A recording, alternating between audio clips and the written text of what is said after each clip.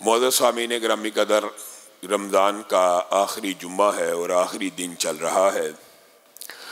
رمضان اور غیر رمضان ایک عبادت کا فعل ایسا ہے جس کو ہم نے اپنی زندگیوں میں جاری و ساری رکھنا ہے۔ موضوع بڑا طویل ہے، اس کا خلاصہ یا دباچہ آپ کے سامنے رکھنے کی کوشش کریں گے۔ آپ قرآن پاک اٹھائیے، پورے قرآن پاک میں 20 سے زائد جگہوں کے اوپر، 20 کے قریب جگہوں کے اوپر اللہ رب العزت نے ایک اسلوب اپنایا ہے قرآن پاک کے اندر۔ یسألونک عن الروح، یسألونک عن الأحلہ، یسألونک عن الجبال، یسألونک عن الانفال، یسألونک عن المحیض۔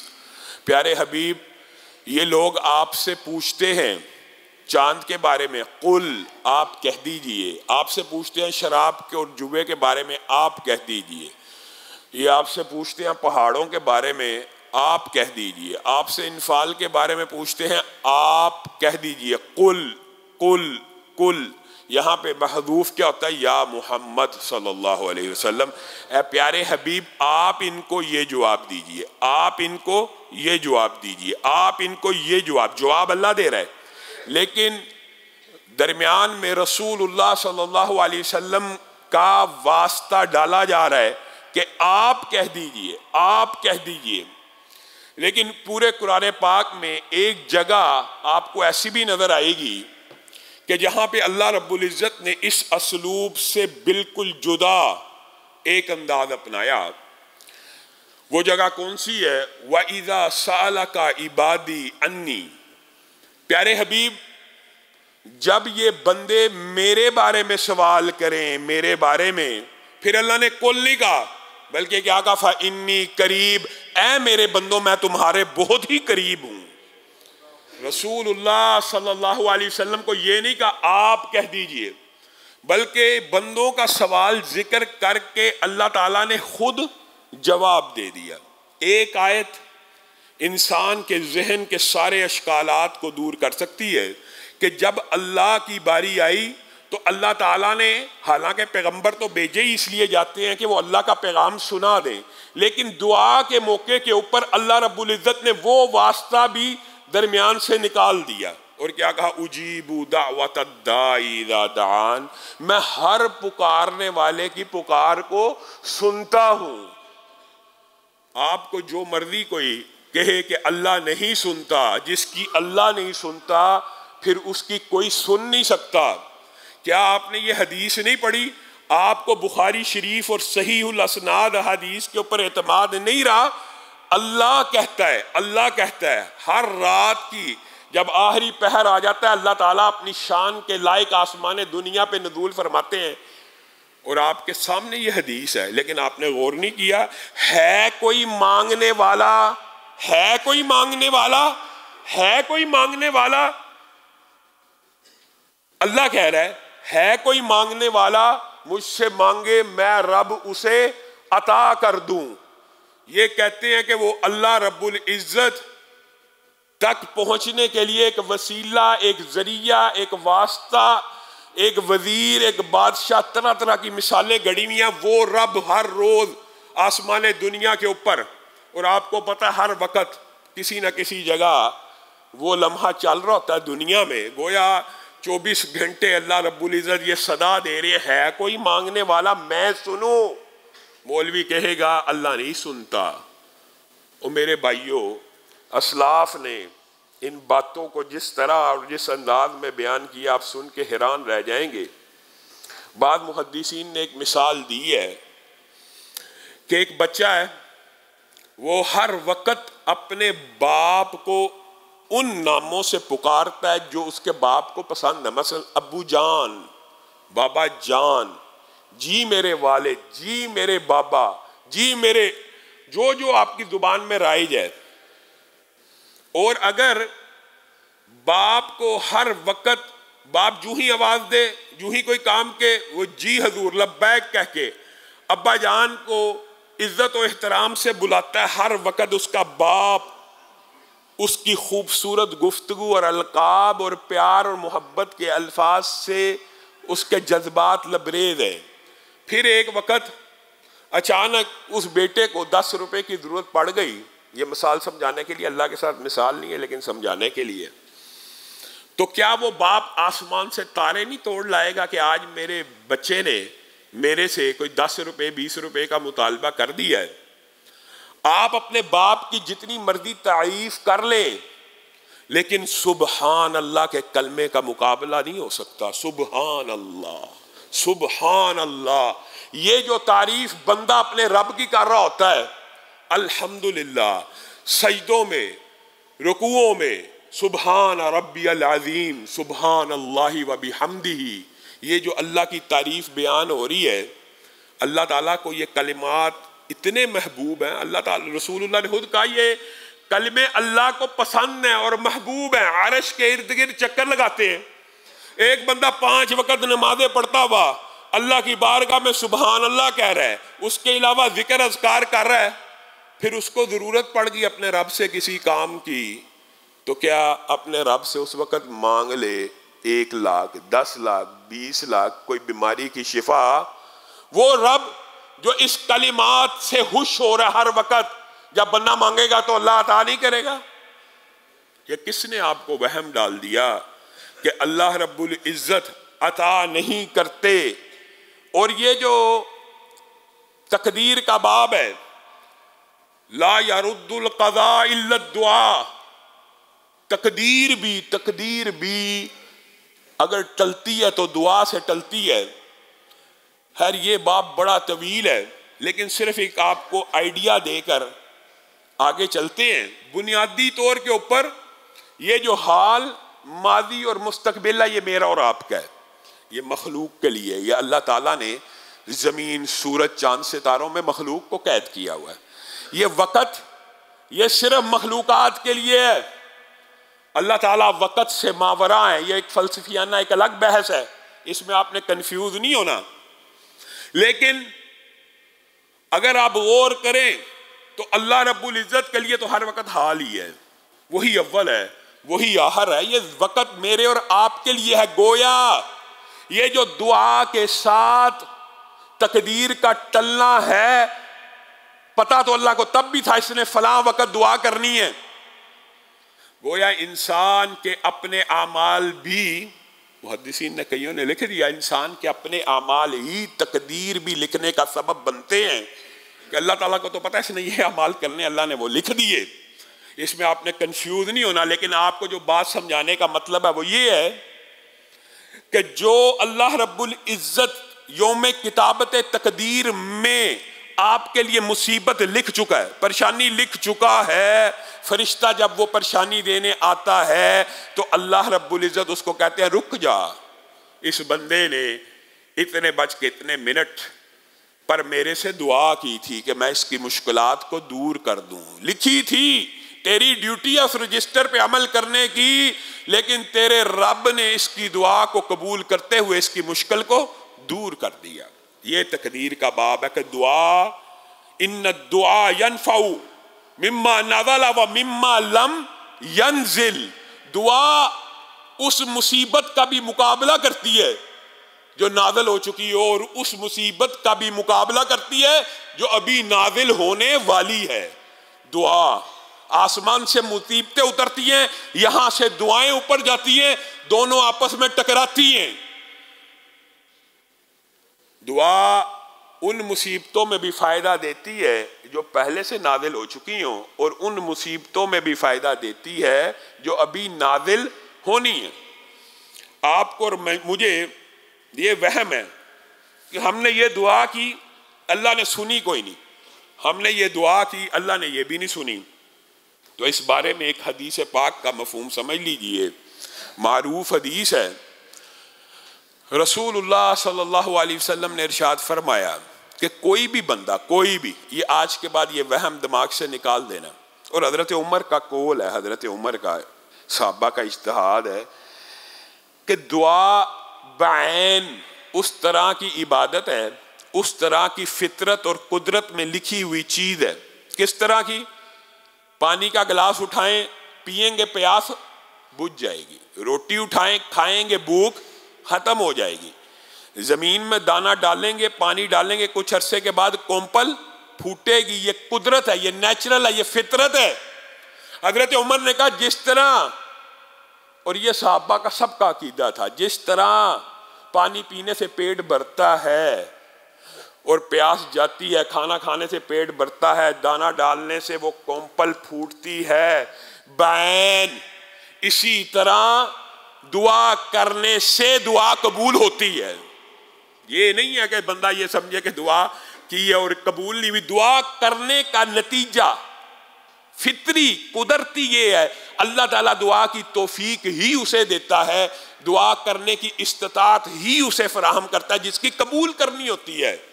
جس کی قبول نہیں کرنی وہ پھر ٹامک ٹوئیاں مارتا رہتا ہے، کبھی کسی حجر کے آگے، کبھی شجر کے آگے، کبھی درخت کے آگے، کبھی قبر کے آگے، کبھی مزار کے آگے، کبھی بندوں کے آگے، کبھی مخلوق کو سجدے.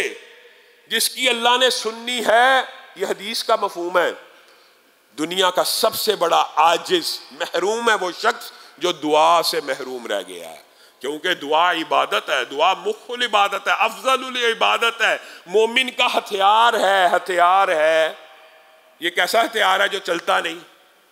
رسول اللہ صلی اللہ علیہ وسلم کے فرامین ایسے ہی ہیں. ہتھیار ہے، چلتا نہیں. دعا کی یہ قبول نہیں ہوتی. دعا کرتا ہی وہی ہے جس کی اللہ نے قبول کرنی ہوتی ہے. اور حضرت سعید خدری کی جو حدیث آپ کے سامنے رکھ رہے ہیں، رسول اللہ صلی اللہ علیہ وسلم نے فرمایا کسی بھی دعا کے 3 نتیجے ہوتے ہیں. آپ کو اور مجھے سمجھا کر گئے ہیں کہ بندہ یہ نہ سمجھے ہماری دعائیں سنی نہیں جاتی. کسی بھی دعا کے کتنے نتیجے ہوتے ہیں؟ 3.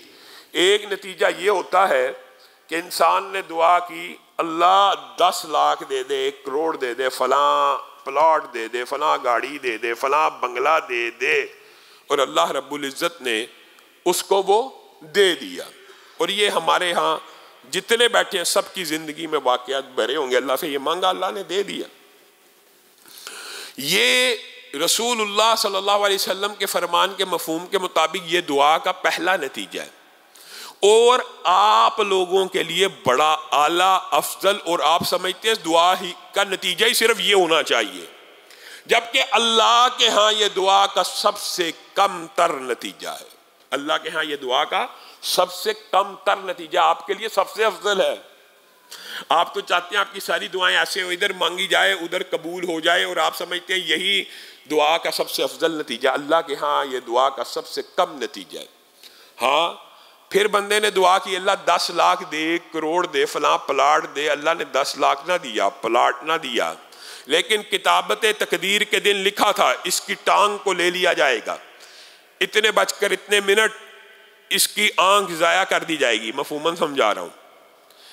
اتنے بج کے اتنی منٹ اس کا گردہ نکارہ کر دیا جائے گا. اس بندے نے مانگا تو 10 لاکھ ہے، اللہ نے وہ نہ دیا، لیکن کتابت تقدیر کے جو اعمال، جو ڈیوٹیز لگی ہیں، فرشتہ آنکھ لینے آیا ہے، ٹانگ لینے آیا ہے، گردے کو تلف کرنے کے لیے آیا ہے. اللہ رب العزت کے دیگر جو فرشتے ان امور کے اوپر ڈیوٹیز لگی ہوئی ہیں، رک جا. اس نے دعا کی تھی، 10 لاکھ مانگا تھا، اللہ نے وہ عطا نہیں کیا. تو اللہ تو بڑا کریم ہے، جواد ہے. یہ کیسے ہو سکتا ہے کہ اللہ سے مانگا جائے اور اللہ کلی طور میں مسترد کر دے؟ ٹھیک ہے 10 لاکھ نہیں دیا، لیکن اس کے بدلے میں جو آنکھ لینی تھی یا ٹانگ لینی تھی یا گردہ تلف کرنا تھا، اللہ تعالیٰ نے اسے جاری رکھ دیا ہے. اب آپ بتائیے ایمانداری سے، 10 لاکھ اچھا کہ آنکھ اچھی ہے؟ 10 لاکھ اچھا کہ گردہ اچھا ہے؟ 10 لاکھ اچھا کہ ٹانگ اچھی ہے؟ اور یہ دعا کا دوسرا نتیجہ ہے، اور اللہ کے نزدیک پہلے نتیجے سے بہتر ہے. اور پھر رسول اللہ صلی اللہ علیہ وسلم نے فرمایا دعا کا ایک تیسرا نتیجہ بھی ہے، جو آپ لوگوں کی اس دنیا کی زندگی میں تو بڑا ہلکا آپ کو لگ رہا ہے. اور وہ نتیجہ کیا ہے؟ نہ 10 لاکھ عطا کیا، نہ آنے والا حادثہ ٹالا، لیکن اس دن جس دن ہر بندہ ایک ایک نیکی کے پیچھے بھاگ رہا ہوگا، اور وہ دن آنے والا ہے، مرتے ساتھ آپ کی آنکھیں کھل جانی ہیں، اس دنیا میں قدم رکھ دینا ہے، تو پھر پچھتاوے اور پھر تمنائیں اور آرزوؤں کا ایک نیا جہان انسان کا آباد ہو جانا. انسان سوچتا ہے مر کے سکون پا جائے گا، مرنے کے بعد وہی سکون پائے گا جو یہاں سے سکون لے کے گیا ہے. رسول اللہ صلی اللہ علیہ وسلم نے فرمایا اس قیامت کے دن یہ جو قبول نہ کی گئی دعائیں آپ کے نزدیک ہوں گی اور اللہ کے ہاں تو وہ قبول ہو چکی، وہ نیکیوں کے پہاڑ بن کے آپ کے سامنے پیش کی جائیں گی، تو اس وقت ہر بندہ مومن ایک ہی خواہش کرے گا، ایک خواہش۔ آج کی دنیا کی خواہش سوچ لیجئے اور اس دن کی خواہش دیکھ لیجئے، اے اللہ اگر ہمیں پتہ ہوتا آپ سے مانگنا اتنی بڑی عبادت ہے اور آپ مانگنے سے اتنا خوش ہوتے ہیں کہ نیکیوں کے پہاڑ کھڑے کر دیے ہیں، تو اے اللہ کاش آپ زندگی میں ہماری ایک بھی دعا کو قبول نہ کرتے، آج کے لیے ذخیرہ کر لیتے۔ اس دن جس دن انسان کو نیکیوں کی ضرورت ہوگی، یہ دعائیں، آپ نے دعا کو صرف پکار سمجھا؟ نہیں، دعا عبادت ہے، دعا مخ العبادت ہے، دعا عبادت کا مغز ہے۔ کائنات کے اندر واحد ہستی ہے جس سے نہ مانگا جائے تو ناراض ہوتی ہے، جس سے نہ مانگا جائے تو ناراض ہوتی ہے۔ آپ انسانوں سے، مخلوقات سے مانگ کے دیکھ لیں، 10 دفعہ کوئی بڑا سخی ہوگا 10 دفعہ دے دے، کوئی بہت بڑا سخی ہوگا 50 دفعہ دے دے۔ آپ ذرا اس سے زیادہ مانگ کے دیکھیں، تھپڑ نہ پڑے یا دھکے نہ پڑے پھر کہنا۔ اور یہ رب وہ ہے جو نہ مانگنے سے ناراض ہو رہا ہے۔ جب مانگتے چلے جائیں گے عطا بڑھتی چلی جائے گی، ثواب بڑھتا چلا جائے گا، حادثات ٹالے جائیں گے، ذخیرہ آخرت ہوتا چلا جائے گا۔ آپ کو کس نے کہا دعا سنتا نہیں رب؟ جس طرح حضرت عمر کا موقف ہے، ہاتھ اٹھانا اسی کے مقدر میں ہے جس کے نامہ اعمال میں اللہ نے یا نیکیاں لکھنی ہیں یا دعاؤں کو قبول کرنا ہے۔ تو آج کے بعد اپنی زندگی کے اندر، اور صحابہ کو رسول اللہ نے تو بعض صحابہ سے عجیب عہد لیا ہے۔ کئی باتیں کئی مرتبہ عوام کے سامنے اس خوف سے نہیں رکھی جاتی کہ کچھ غلط مفہوم نہ لے لیا جائے، لیکن حقیقت ہے صحابہ بعض ایسے تھے کہ ان کی چھڑی بھی گھوڑے کی پشت کے اوپر یا اونٹ کے اوپر بیٹھے ہوئے گر جاتی تھی تو ساتھ والا بندہ اٹھا کے دینے لگتا تھا تو کہتے تھے رک جاؤ، صحیح سند سے آپ کو بتا رہا ہوں، رک جاؤ، ہم نے رسول اللہ کے ہاتھ پہ اس ہاتھ کے ساتھ بیعت کی ہے کہ کبھی کسی اللہ کے علاوہ کسی کے سامنے ہاتھ کو نہیں پھیلانا۔ تم ہمیں چھڑی دو گے، ہم ہاتھ آگے کریں گے۔ تم نے ہم یہ جو ماتحت اسباب کے، مافوق الاسباب نہیں، جس کے اندر ایک دوسرے سے تعاون کرنا جائز ہے، شرعاً مشروع ہے۔ بعض صحابہ ایسے بھی تھے وہ زمین سے چھڑی بھی نہیں تھے کسی کو اٹھانے دیتے، حتیٰ کہ بعض صحابہ کے بارے میں یہ بھی آتا ہے کہ اچانک گر گئے تو کسی نے آگے ہاتھ بڑھا کے اٹھانا چاہا تو اس کو بھی کہہ دیا ہاتھ پیچھے کر لے، ہم نے رسول اللہ کے ہاتھ کے اوپر اس چیز کی بیعت کی ہے، یہ ہاتھ کبھی غیر اللہ کے آگے نہیں پھیلے گا۔ میں اور آپ کیا ہیں؟ آپ کو کس نے رب تعالیٰ کے خزانوں یا رب تعالیٰ کی عطاؤں یا رب تعالیٰ کی اتنی بے پایہ رحمتوں سے عوام نے، مخلوق نے مایوس کیا ہے، اللہ نے نہیں کیا۔ رسول اللہ صلی اللہ علیہ وسلم نے فرمایا چھوڑ دو یار، یہ کون ہے لگا ہوا، بیٹھ جاؤ یار، پنکھا چلائیں، یا تو سارے بٹن چلا دیں یا کوئی بٹن بند نہ کریں۔ رسول اللہ صلی اللہ علیہ وسلم نے اللہ رب العزت کی عطا کا ایک نقشہ کھینچا، آپ نے وہ نقشہ یاد کر لینا ہے اور آپ کو اللہ رب العزت کی عطا کا، تھوڑا اس طرح کریں، عطا کا خوب اندازہ ہو جائے گا۔ رسول اللہ صلی اللہ علیہ وسلم نے مجھے اور آپ کو سمجھانے کے لیے ایک بات کہی ہے کہ آدم، حضرت آدم جو جد امجد ہیں، اللہ رب العزت کی بارگاہ میں کھڑے ہو جائیں اور اللہ سے کہیں زمین سے لے کے آسمان تک جتنے خزانے ہیں مجھے عطا کر دو، اور اللہ عطا کر دے۔ آدم کا دوسرا بیٹا ہے، یہی مانگے۔ تیسرا بیٹا ہے، حدیث کے الفاظ ہے کمی بھی نہ کرے، وہی مانگتا رہے کہ اللہ زمین سے لے کے آسمان تک جتنی نعمتیں، جتنے خزانے نازل کیے ہیں سب اکیلے مجھ کو دے دے، اللہ اس کو بھی دے دے۔ اور قیامت تک ابھی زمین کے اوپر 7 ارب سے زائد انسان ہیں، قیامت تک کتنے آنے ہیں اور کتنے آ چکے ہیں؟ ارب ہا ارب لوگ آ چکے ہیں، ارب ہا ارب لوگ آنے ہیں، اللہ جانتا ہے۔ یہ سارے کے سارے اللہ کی بارگاہ میں آ کے کیا مانگے؟ زمین و آسمان کے خزانے، اور اللہ تعالیٰ ہر ایک کو دیتا چلا جائے۔ یہ ساری بات سمجھانے کے بعد رسول اللہ صلی اللہ علیہ وسلم نے کہا تم نے اپنے رب کو کیا سمجھا؟ یہ سب آدم کے بیٹوں کو زمین اور آسمان کے سارے خزانے دینے کے بعد تمہارے رب کے خزانوں میں اتنی کمی واقعہ نہیں ہوتی جو مثال دی ہے. سبحان اللہ. اتنی کمی واقعہ نہیں ہوتی کہ تم سمندر کے کنارے کھڑے ہو جاؤ, اس کے اندر سوئی کو ڈبو, سوئی کو اٹھاؤ, اس کے ساتھ ایک باریک سا قطرہ ساتھ سوئی کے چپک جاتا ہے. اس ایک قطرے نے اس عظیم الشان سمندر میں جتنی کمی کی ہے, کچھ کی ہے. تمہارے رب کے خزانوں میں اتنی بھی کمی واقعہ نہیں ہوتی. پھر کس سے مانگتے ہو؟ پھر کس در کی ٹھوکریں کھاتے ہو؟ تمہارا رب تو پوری اولاد آدم کو دنیا جہان کے خزانے دے کر بھی خزانوں سے محروم نہیں ہے. تمہارے مانگنے میں کمی ہے. اللہ کی قسم میرے اور آپ کے مانگنے میں کمی ہے. ہم نے دعا کو عبادت سمجھا ہی نہیں, ہم نے دعا اپنے رب سے کی نہیں. اور آپ کو کس کس نبی کا دعا کا واقعہ آپ کے سامنے, انبیاء کے دعا, یہ لوگوں کے سامنے انبیاء کی دعائیں رکھیں تو اس کے دو پہلو ہوتے ہیں. وہ بعض لوگ کہتے ہیں یار وہ تو نبی تھے, ان کی تو اللہ نے سننی تھی. ایک چلو یہ پہلو تو ہے, لیکن دوسرا پہلو آپ نے غور نہیں کیا کہ نبی کو بھی جب اولاد کی حاجت ہوئی, نبی صابر ہوتا ہے, مانتے ہیں, نبی صبر کرتے ہیں.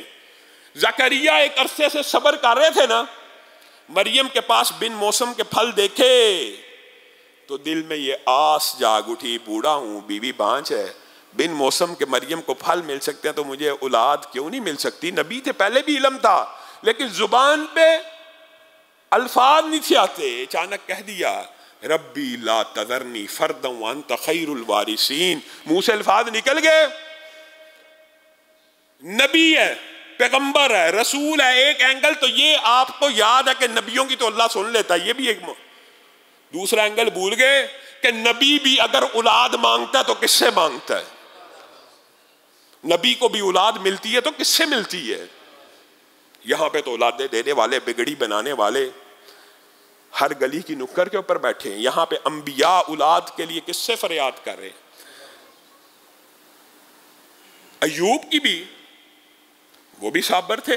ظاہر ہے بیوی بھی کیا اٹھی اور کیا اٹھی کہ کر دیجیے اب اللہ سے دعا. کا 70 برس آسانی اور آسائش میں گزرے, ابھی تو 15-17 برس ہوئے ہیں, تو اللہ سے صبر نہ کروں؟ ابھی اپنی بیماریاں, ہاں زبان پہ جب بیماری آنے لگی کہنے لگے اللہ ذکر کرتا ہوں اس زبان سے, اس سے محروم نہ رکھ. پھر دوستوں نے تانے دیے تو انی مسنی الضر کا نعرہ لگا دیا. اللہ تعالیٰ نے دولت بھی واپس کی. یہ تو ہم کہہ دیتے ہیں جی نبیوں کی دعائیں, سب کی دعائیں موجود ہیں. کن سے مانگا نبیوں نے بھی؟ اللہ سے. اور نبیوں کو عطا کرنا ظاہر ہے ایک عام بندے کے ذہن میں آتا جی اولیاء اللہ اور انبیاء کی تو اللہ تعالیٰ سن لیتا ہے. یہ بھی آپ کو کسی نے مغالطہ ڈالا ہے کہ اللہ تعالیٰ گناہ گاروں کی نہیں سنتا. یہ بھی مغالطہ, بیٹا پنکھا بند کر. یہ بھی مغالطہ ڈالا ہے کہ گناہ گاروں کی نہیں سنتا.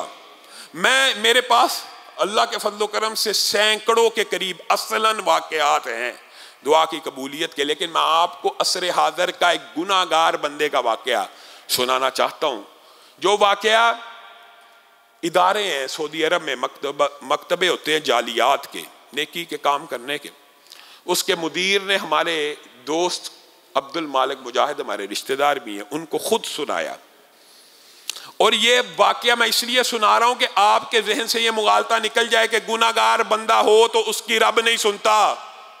حقیقت تو یہ ہے کہ ابلیس نے نافرمانی کر کے رب سے مہلت مانگی تو رب نے اس کو بھی دے دی. مانگنے والے کو رب دیتا ہے, ابلیس کو بھی قیامت تک کی مہلت دے دی. یہاں پہ انہوں نے بیان کیا ایک شخص تھا انڈیا کا, وہ جھوٹے قتل کے مقدمے میں اس کا ساتھ روم میٹ قتل ہو گیا, وہ بھی گرفتار ہو گیا.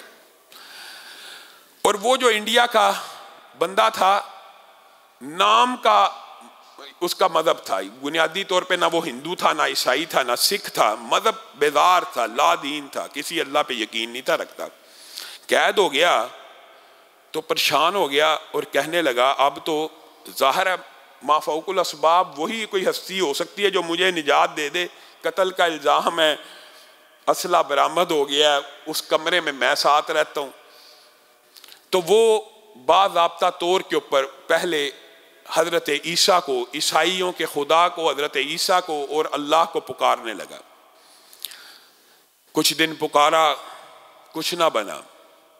یہودیوں کے حضرت موسیٰ کا نام لے کے پکارا، ہندوؤں کے، حتیٰ کہ وہ مکتب جعلیات کا مدیر کہتا ہے، وہ خود بیان کرتا ہے کہ میں نے دنیا کے اندر جتنے مذاہب مجھے پتا تھے، سکھ، ہندو مت، یہودیت، عیسائیت، سب کے الہوں کو پکار لیا، لیکن اسلام سے ایک نفرت تھی۔ بچپن سے لے کے جس ملک میں پلے بڑے تھے، ایک نفرت تھی، اس کی طرف میں متوجہ نہیں تھا ہوتا۔ لیکن جب سب دروازے کھٹکا لیے تو میرے دل میں خیال آیا کہ ہر ایک کے رب کو پکار کے دیکھ لیا، مسلمانوں کے الہ کو بھی پکار کے دیکھ لیا جائے۔ وہ لڑکا خود بیان کرتا ہے کہ اللہ رب العزت کو اس طرح پکارا، اے مسلمانوں کے رب، اگر تو واقعی خالق حقیقی ہے اور تو ہی سچا رب ہے مسلمان جس کے بارے میں ہمیں کہتے ہیں، اور اسلام ہی سچا دین ہے، تو اے اللہ پھر مجھے اس قتل سے بری کر دے۔ کہا کہ ابھی میں نے دعا ختم نہیں تھی کی، دروازہ کھٹکا، مجھے جیلر لے کے آیا کہ ہم نے تفتیش کی ہے، دوسرا قاتل پکڑا گیا ہے، آپ کو لے کے چلتے ہیں۔ انہوں نے کہا کہاں لے کے چلتے ہو؟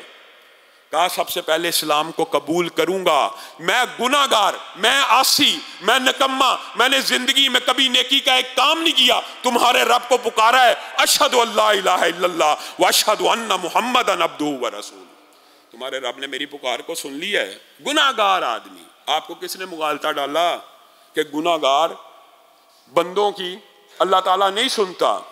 ہاں ایک بات ضرور کہنا چاہتا ہوں، دعا کرنی ہے، لیکن اللہ کے لیے جن بندوں کی دعا قبول نہیں ہوتی، وہ اس اینگل سے بھی ذرا سوچیں۔ حضرت عمر نے ایک بچے کو کہا تھا نا، روک میرے لیے دعا کر، صحابہ حیران ہو گئے، آپ عشرہ مبشرہ میں سے ہیں، خلیفۃ المسلمین، بچے کو کہہ رہے ہیں؟ کہا ہاں اس کے ساتھ کوئی گناہ نہیں ہے، اس لیے کہتا ہوں اس کی ذات کے ساتھ کوئی گناہ نہیں ہے، اس سے دعا کرواتا ہوں۔ لوگوں سے دعا کروائیے، لیکن لوگوں کی دعا لیجئے، لوگوں کے لیے بھی دعا کیجئے اور لوگوں سے دعا لیجئے۔ اس کی کیا وجہ؟ حضرت ابو درداء کی مشہور حدیث ہے، حضرت ابو درداء کہتے ہیں کہ رسول اللہ صلی اللہ علیہ وسلم نے فرمایا، آسمان سے ایک فرشتے کی، یعنی ایک پورے قبیلے کی فرشتوں کی ایک قسم کی ڈیوٹی لگی ہے، جب بھی کوئی مسلمان ہاتھوں کو اٹھاتا ہے اپنے لیے دعا کر رہا ہے، فرشتے وہ بھی نوٹ کر رہے ہیں، لیکن جس وقت اس کے منہ سے یہ الفاظ ادا ہوتے ہیں، اللہ میرے فلاں بھائی کو یہ عطا کر، تو فوراً آسمان سے ایک فرشتہ اتر آتا ہے، اس کے پیچھے آگے کھڑا ہو جاتا ہے، یہ اپنے مسلمان بھائی کے لیے دعا کر رہا ہے، اپنے مسلمان بھائی کے لیے دعا کر رہا ہے، اس کے پیچھے کھڑا ہو جاتا ہے۔ جو دعا بندہ اپنے بھائی کے لیے کر رہا ہوتا ہے، اللہ میرے بھائی کو مشکلات سے نکال، وہ پیچھے فرشتہ کھڑا ہو کے کہتا ہے وَلَكَ بِمِثْلٍ، اور بعض روایات میں لَكَ بِمِثْلِهِ، اللہ اس بندے کو بھی مشکلات سے نکال، اللہ میرے بھائی کو 10 لاکھ دے، اے اللہ اس بندے کو بھی 10 لاکھ دے۔ تو دعا کر رہا اپنے بھائی کے لیے، تیری اللہ نے کس اینگل میں قبول کرنی ہے، کس اینگل میں نہیں کرنی۔ یہ جو فرشتہ اللہ نے آسمان سے نازل کیا ہے، یہ گناہوں سے پاک صاف ہے کہ نہیں؟ یہ اللہ کے حکم سے نازل ہوا کہ نہیں؟ اس کی دعا کی قبولیت میں کیا شبہ ہے؟ اللہ کے حکم سے نازل ہوا، اللہ سے مانگ رہا ہے۔ ہاں یہ ظرف کی بات ہے، دل کھلا کرنا پڑتا ہے۔ اور حضرت ابو درداء جن کی یہ روایت ہے کہ فرشتہ پیچھے آ کے کھڑا ہو کے کہتا ہے کہ تیرے حق میں بھی ایسے ہی قبول ہو، ان کے بارے میں صحیح سند سے آتا ہے کہ ان کے 360 دوست تھے، 360، اور وہ جب بھی دعا کے لیے ہاتھ اٹھاتے تھے اپنے 360 دوستوں کا نام لے کے دعا کیا کرتے تھے۔ اور ابو درداء کے بارے میں یہ آتا ہے وہ صرف اپنے ہی دوستوں کے لیے دعا کرتے تھے، اپنے لیے کبھی کچھ نہیں تھے مانگتے، تو اپنے دوستوں کے لیے جو جو مانگتے تھے اللہ ان کے گھر میں وہ بھیج دیتا تھا۔ میں اور آپ کنجوس ہیں، بخیل ہیں۔ بخیل ہے وہ شخص جو اپنے بھائیوں کے لیے، اپنے مسلمان بھائیوں کے لیے، سبحان اللہ۔ عبداللہ ابن مبارک، کیسے کیسے محدثین گزرے، اللہ تعالیٰ ان کی قبروں کے اوپر کروڑوں رحمتوں کا نزول فرمائے۔ حسن بن عیسیٰ کو دیکھ لیا ایک دن، عیسائی خوبصورت نوجوان، خوب روح، تندرست، تن و من، لمبا چوڑا، انتہائی حسین و جمیل. پوچھا کون ہے؟ کہا وہی عیسائی نوجوان. اچھا حسن بن عیسیٰ ہے؟ جی جی. جس کے بڑے تذکرے ہیں خوبصورتی کے اور نوجوانی کے اور روب کے اور تمکنت کے. اس کے حسن سے اتنا مرعوب ہوئے کہ آنکھوں میں آنسو آ گئے اور اللہ کے سامنے ہاتھوں کو اٹھا کے کہتے ہیں اللہ، کیا حسن بن عیسیٰ کا یہ خوبصورت چہرہ جہنم میں جلے گا؟ اللہ، کیا حسن بن عیسیٰ کا یہ چہرہ جہنم میں جلے گا؟ اللہ اس کو ہدایت دے دے، اللہ اس کو ہدایت دے دے، اللہ اس کو ہدایت دے دے. 3 دن نہیں گزرے حسن بن عیسیٰ عبداللہ بن مبارک کے ہاتھ کے اوپر اسلام کو قبول کر لیتے. میں اور آپ، ہمارا ظرف کیا ہے؟ یہ محدثین ہے جن کا ظرف ہے کہ کسی عیسائی کو بھی دیکھا ہے اور اس کی کوئی عادت اچھی لگی ہے تو اللہ سے مانگنے اللہ اس کو بھی آگ سے بچا لے، ہمیں بھی بچانا ہے، اس کو بھی بچا لے. کبھی غور کرنا، جس بندے کی دعا کی وجہ سے حسن بن عیسیٰ جیسوں نے، ایک نے نہیں سینکڑوں نے اسلام قبول کیا، خود اس کا جنت میں مقام کیا ہوگا. اور صرف اسی پر بس نہیں ہے، بغداد کے محدثین کا وہ عظیم الشان واقعہ ہم بھول گئے. میں اس لیے نبیوں کے اور اولیاء اللہ کے اور صحابہ کے واقعات نہیں بیان کر رہا تاکہ آپ کے ذہن میں عام لوگوں کے حوالے سے بھی واقعات رہ جائیں.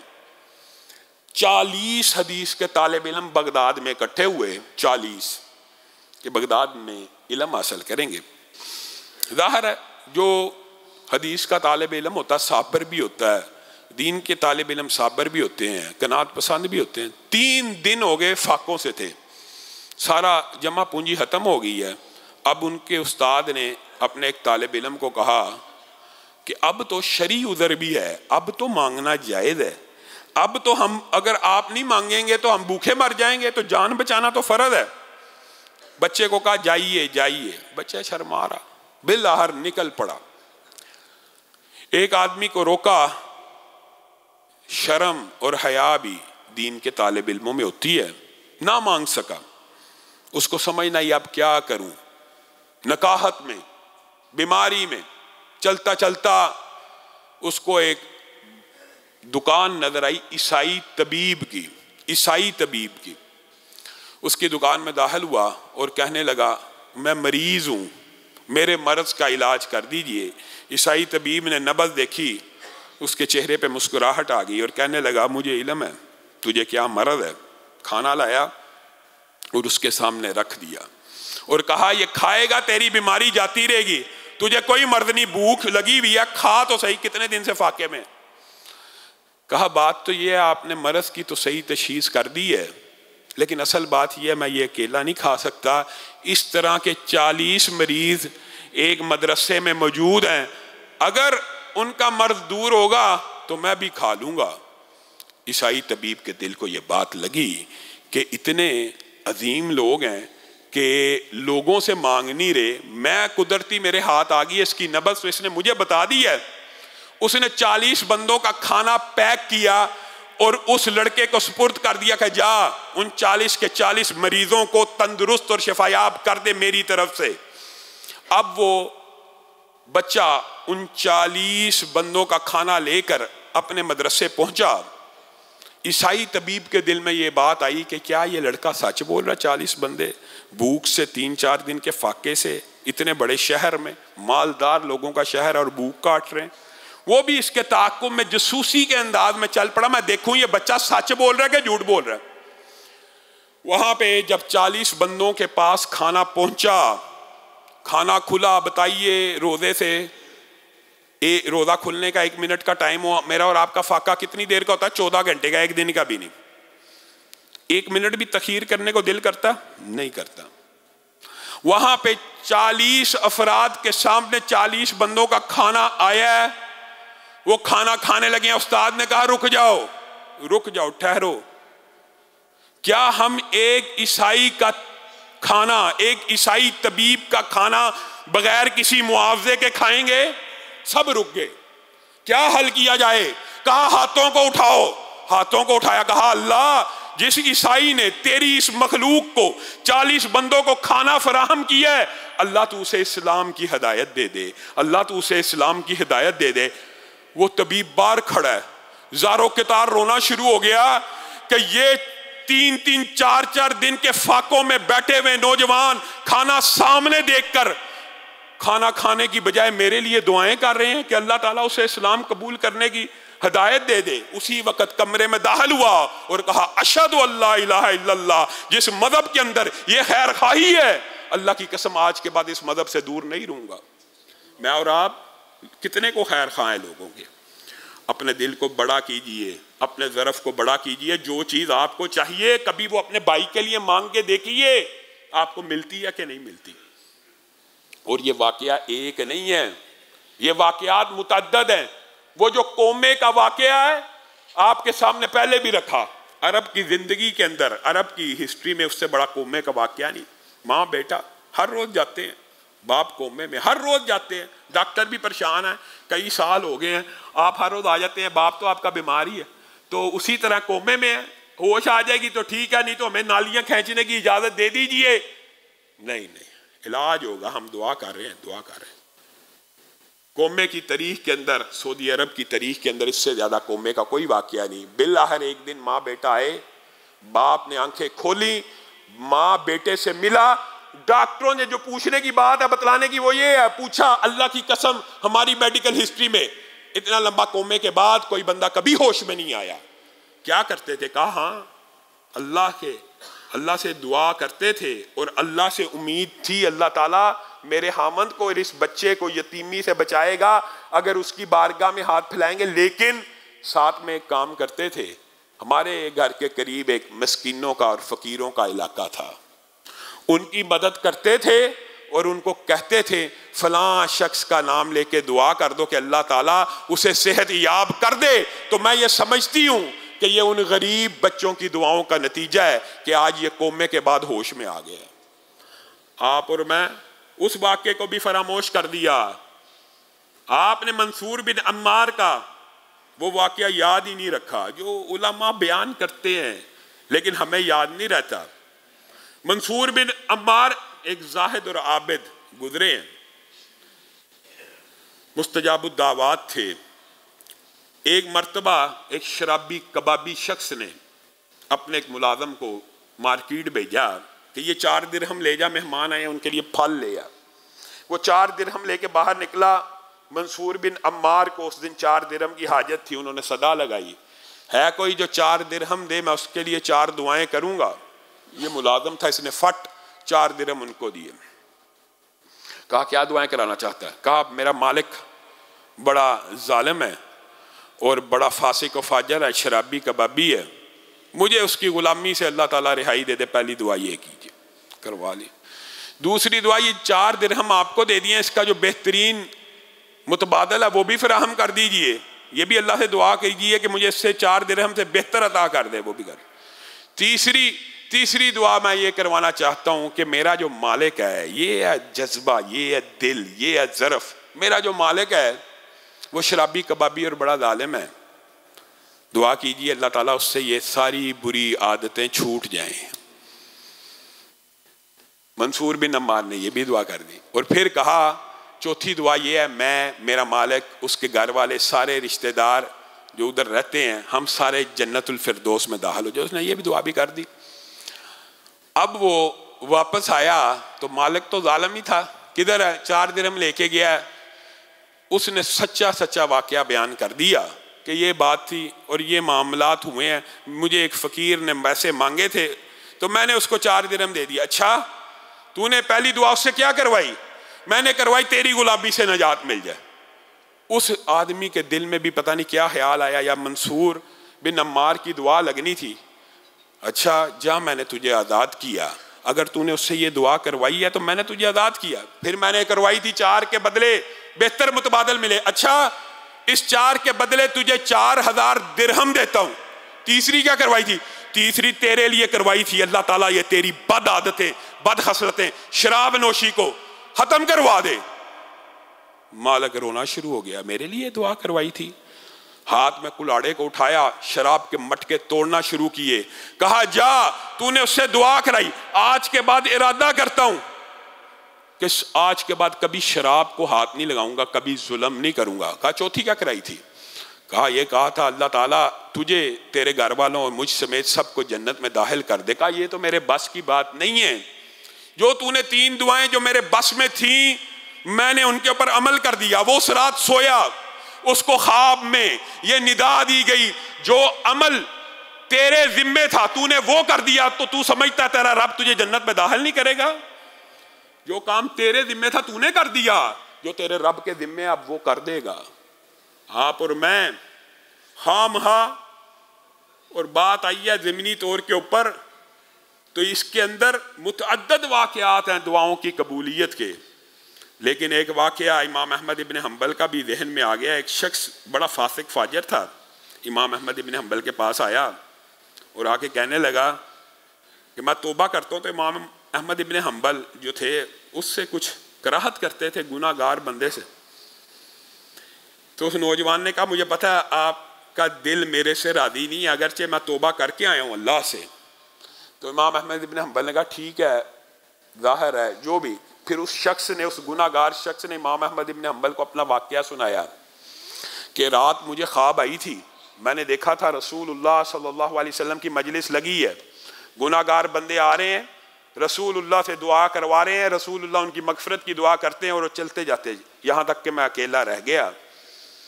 اور رسول اللہ نے کہا آپ مجھ سے دعا کیوں نہیں کرواتے؟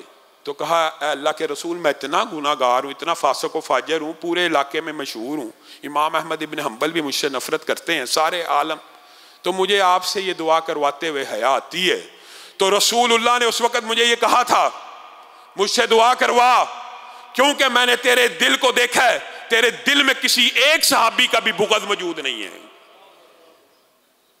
صحابہ سے بغض رکھنے والے بھی معاشرے میں عام ہیں۔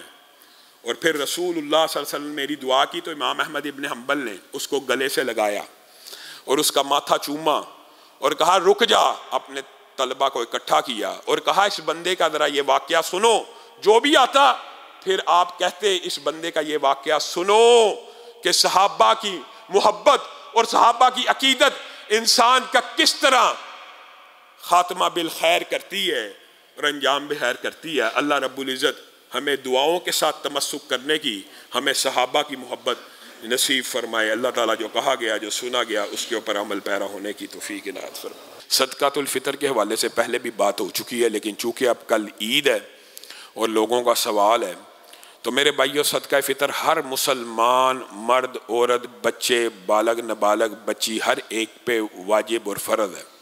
صدقۃ الفطر جو ہے ایک دن کا جو بچہ ہے اس نے بھی ادا کرنا ہے، اور صدقۃ الفطر میں رسول اللہ صلی اللہ علیہ وسلم نے اپنے ہی دور میں جو اجناس مقرر کی ہیں اس کے پیچھے حکمت یہ ہے کہ ہر بندہ اپنی خوراک اور اپنی مالی حیثیت کے مطابق صدقۃ الفطر ادا کرے۔ صدقۃ الفطر انسان کے گناہوں کا کفارہ ہے، روزوں میں جو کمی بیشی ہے اس کا، انسان کے جسم کا، یہ سارے کے سارے امور آپ جانتے ہیں۔ بنیادی طور کے اوپر رسول اللہ کے دور میں بھی گندم، جو، کھجور، کشمش وغیرہ کی مختلف اجناس موجود تھی۔ ایک امیر آدمی ہر روز گوشت کھاتا ہے، مٹن کھاتا ہے، ہر روز جو جی چاہے وہ کھا سکتا ہے، جو جی چاہے، یعنی دل کرے تو 500 کا 1000 کا برگر بھی کھا لے، جی کرے تو بکرا بھی کھا لے۔ وہ جب صدقۃ الفطر نکالنے کی باری آئے تو اپنی ایوریج گندم کے مطابق لگائے، یہ بات معقول معلوم نہیں ہوتی۔ اسی لیے رسول اللہ صلی اللہ علیہ وسلم نے اجناس کی صنفیں بیان کی۔ ہاں یہ بات درست ہے کہ وہ کم از کم اگر اتنا نکال دے گا تو فرض ادا ہو جائے گا، لیکن اس نے اپنی مالی حیثیت کا حق ادا نہیں کیا۔ یہ جو گندم کا صدقۃ الفطر ہے 300 روپے کے حساب سے، یہ بنیادی طور پہ ان غریب لوگوں کے لیے ہے جن کے گھر میں صرف روٹی پکتی ہے، کبھی اس کے اوپر اچار رکھ لیا، کبھی اس کے اوپر پیاز رکھ لیا، کبھی اس کے ساتھ انڈا کھا لیا، کبھی اس کے اوپر دال رکھ لی۔ یہ صدقۃ الفطر ان کے لیے گندم کا۔ اور جو کبھی چاول بھی کھاتے ہیں، روٹی بھی کھا لیتے ہیں، ان کو چاول کے ساتھ ادا کرنا چاہیے، اور وہ صدقۃ الفطر 700 روپے کے قریب اور 800 روپے کے قریب بھی بن جاتا ہے، اچھا چاول ہو تو۔ اسی طرح جو لوگ مختلف متنوع کھانا کھا لیتے ہیں کہ کبھی گھر میں دال پکی ہے وہ بھی کھا لی، چاول پکے ہیں وہ بھی کھا لیے، اور کبھی گھر میں مرغی بھی پک سکتی ہے، کسی دن مٹن بھی پک سکتا ہے، ان کو صدقۃ الفطر کھجور کے اعتبار سے اس سے بہتر حیثیت میں دینا چاہیے جو 1500 کے قریب ہے۔ لیکن وہ لوگ جو ہر چیز کھا سکتے ہیں، جو دال صرف ٹیسٹ کے لیے کھاتے ہیں یا چاول منہ کا ذائقہ بدلنے کے لیے کھاتے ہیں، ان کا صدقۃ الفطر کم از کم 2500 روپے ہے، وہ اس حساب سے کشمش کے اعتبار سے ان کو صدقۃ الفطر دینا چاہیے۔ اور صدقۃ الفطر کے حوالے سے اللہ کے فضل و کرم سے ہمارے اس ادارے میں بھی انتظام موجود ہیں، اور وہ ساتھی موجود ہیں کہ جن کو ہم نے مختص کیا ہے، آپ سب ساتھی وہ صدقۃ الفطر یہاں بھی جمع کرا سکتے ہیں۔ ضمنی ایک جو سوال ہے، یہ تو خیر اب وقت گزر گیا رمضان کے اعتبار سے، لیکن سوال چونکہ آیا ہے، زکوٰۃ جو ہے ہر سیونگ کے اوپر، پہلے بھی یہ بات بیان کی، ہر مال تجارت، ہر پلاٹ جو بیچنا ہے برائے فروخت ہے، اس کے اوپر ہے جو گرائی آپ کی آنی ہے 100% یقین ہے کہ آنی ہے، اس کے اوپر 100% ہے زکوٰۃ، یعنی فرض ہے۔ جس گرائی کے آنے کا 0% امکان ہو، بعض محدثین نے لکھا اس کے اوپر بھی دے دینی چاہیے، اللہ تعالیٰ لٹا دے گا، لیکن اگر آپ اس کے اوپر نہیں دیتے تو آپ گناہ گار نہیں ہیں۔ مال تجارت، سیونگ، کیش ان ہینڈ، جو چیز برائے فروخت ہے، ذاتی گھر اس کے اوپر زکوٰۃ نہیں، ذاتی دکان اس کے اوپر زکوٰۃ نہیں، لیکن دکان کے اندر جو مال پڑا اس کے اوپر زکوٰۃ ہے۔ ذاتی گاڑیاں 1 ہوں، 2 ہوں، 3 ہوں، 4 ہوں، ان کے اوپر زکوٰۃ نہیں، لیکن کوئی بھی ذاتی چیز جب برائے فروخت ہو جائے وہ آپ کی سیونگ ہوتی ہے، جب سیونگ بن جائے اس کے اوپر زکوٰۃ واجب ہو جاتی ہے۔ جو بندہ کسی کو، یہ مسئلہ بھی بیان کیا ہے، ایک بندے نے 1 لاکھ روپیہ کسی کو قرض دیا ہوا ہے، گرائی نہیں ہے، قرض دیا ہوا ہے، اور اس نے واپس کرنا ہے، تو اس 1 لاکھ کی زکوٰۃ جس نے دی ہے اس نے دینی ہے، جس کو دیا اس نے نہیں دینی۔ ہاں اس کے حوالے سے بھی یہ ہے کہ اگر یہ سمجھتا ہے کہ یہ قرض میرا واپس ہی نہیں آنا تو اس کی زکوٰۃ معاف ہو سکتی ہے، لیکن پھر وہی بات محدثین کہتے ہیں اس کی بھی دے دو گے تو انشاءاللہ یہ مال لوٹ جائے گا۔ کل انشاءاللہ عید کی جو نماز ہے صبح 6 بجے، یہ ساتھ جو متصل پارک ہے، بارش نہ ہوئی تو اللہ کے فضل و کرم سے سنت کے عین مطابق وہاں پہ خواتین مرد سب عید کی نماز کو ادا کریں گے۔